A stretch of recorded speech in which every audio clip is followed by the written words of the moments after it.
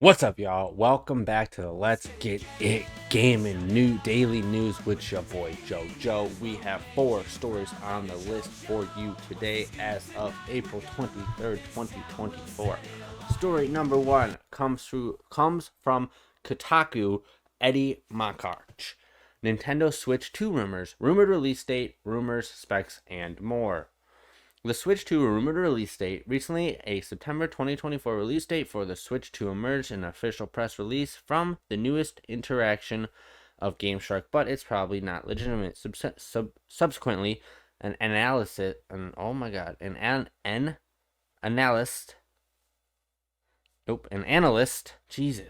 suggests Switch 2 will launch in Subsequently, an analyst suggests Switch 2 will launch in 2024 and feature an 8-inch LCD screen, potentially a step back from the smaller OLED screen featured in the most recent Switch revision.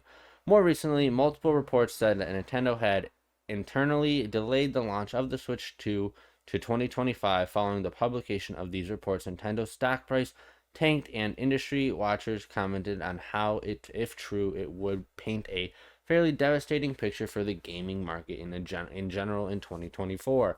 Switch 2 potential specs. One of the biggest unknowns about the new piece of Nintendo hardware is what exactly it will be. Former Nintendo employees have predicted it will have a similar form factor to the Switch, and that it can be used as a handheld device and also dock to your TV like the existing model does. Nintendo, for its part, has said nothing at all about what to expect for its next system, apart from how the album is for the surprise and delight fans, so we only have predictions and guesses to go on for now. Digital Foundry reports that the Switch 2 may use NVIDIA's new custom variant T20-239 processor. The site compiled a PC based on what is believed the Switch 2 specs could be, and found that it could capably run Death Stranding in 1080p at an average of 35 frames per second. I mean, I guess that's still high 1080p, but the frames are a little low. Switch 2 games are backwards compatibility. It's widely expected that Nintendo will release a new Mario Kart game for its next home console. There are not many safer bets in gaming that one can make. A report said that Mario Kart 9 will have some kind of new twist, and fans are eagerly waiting to see what that might be. If a new Mario Kart game is in the works, it would seemingly make business sense for it to be a launch title for the next console. A report from 2023 said a number of developers already had the new Nintendo console at their office and were beginning to build games for it, but none have been announced or even hinted at thus far. Switch 2 price. The Switch 2 has not been announced, so everything is guesswork at this stage, but one analyst recently predicted that the Switch 2 will cost $400 and that its top tier games will sell for $70. The original Switch launched at $300, and its relatively low price point no doubt helped the system perform exceptionally well in the market. Whether or not the next Nintendo console launches with just one SKU or multiple editions at various price points remains to be seen. So that's going to do it for our Switch 2 news. If you guys are big Switch fans, that's pretty cool. It'll be interesting to see where that one goes. But I have faith that it'll be dope and it'll be worth it. So let's jump into story number 2. Xbox branded MetaQuest VR headset is on the way. I find this kind of interesting because I enjoy VR, but I'm not hardcore into it. But I might be into it if Xbox and PlayStation really double down on it.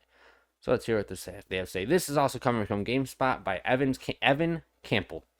While Sony has released 2 PlayStation VR headsets, Microsoft has stayed out of the wearable tech market when it comes to gaming, though it has a business-focused HoloLens.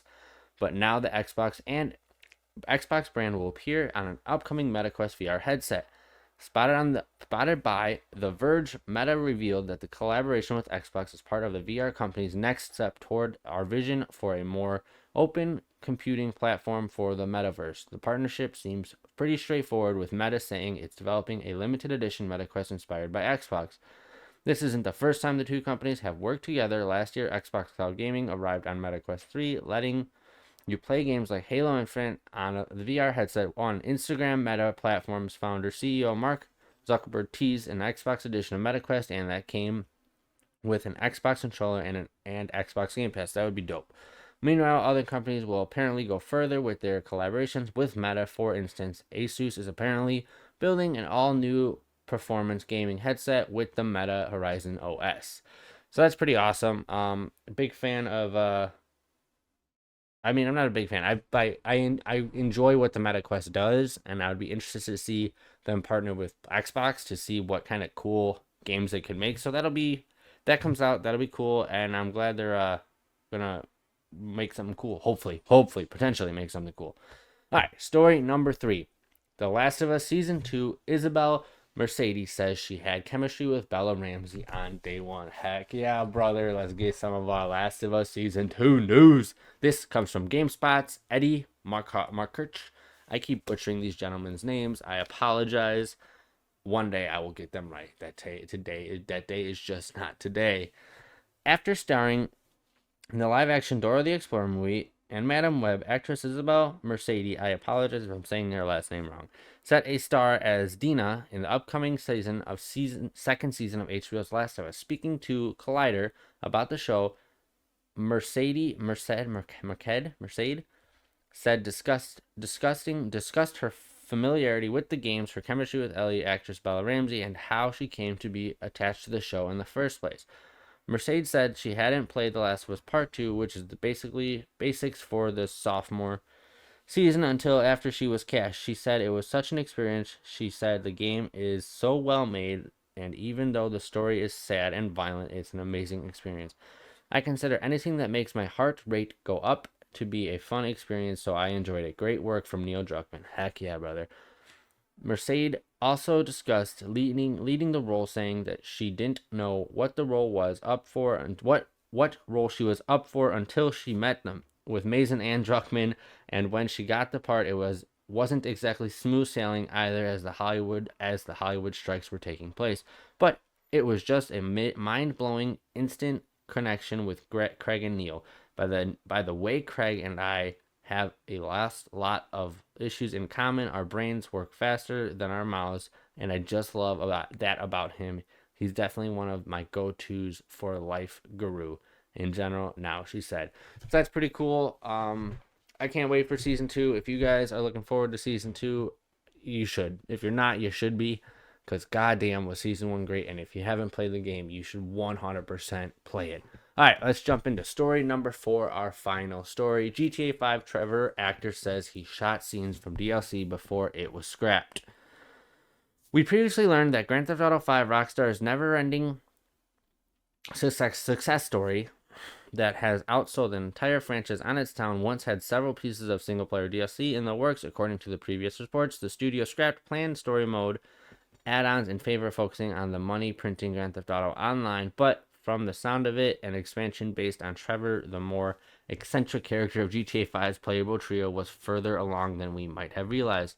During a recent GTA 5 reunion Q&A stream, Stephen Ogg, who provided both voice and motion capture for Trevor in the original 2013 game, gave some details about the canceled Agent Trevor DLC that never came to be. It turns out he also did a bit of motion capture shooting for the add-on before it was scrapped, and was able to provide some details on what the DLC would have been thanks to the loadout.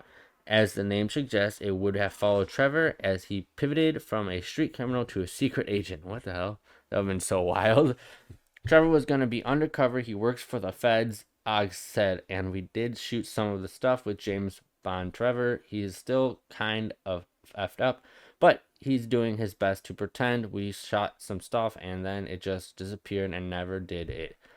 And they never followed up on it. Ned Luke, who did the voice and motion capture for Michael, one of the other playable characters in GTA 5, said the plan was to have a story DLC for all 3 of the game's protagonists, but says online success prompted Rockstar to pivot its plans. You can catch the whole stream archived on Luke's YouTube channel below. So yeah, that would have been awesome if they did it. I would have loved fucking some single player DLC for GTA 5, but as per usual, they went with the GTA Online, which I get it, but it still sucks. Alright, y'all, that is going to do it for our gaming news of the day. If you want to see more, hit that like button, give me that subscribe, hit that little notification to know when the next video comes out. I do apologize. I very monotone this episode. I'm very, very tired. A lot going on right now in life. A little bit stressed. Got a little allergies that are kicking my butt right now. But I had to get this video out. I wanted to get it out to you. So if you managed to struggle through this with me, I appreciate it. If you want to see more, like I said, hit that like, give me that subscribe, hit that little notification to know when the next video comes out. Drop a comment down below to let me know what you like, what you didn't like, what I need to improve on. I know my reading out loud is terrible. We will get there eventually. And I know my name pronunciation is also terrible. We will also get there eventually. Once again, thank you all for watching, and I'll catch y'all in the next one. Peace.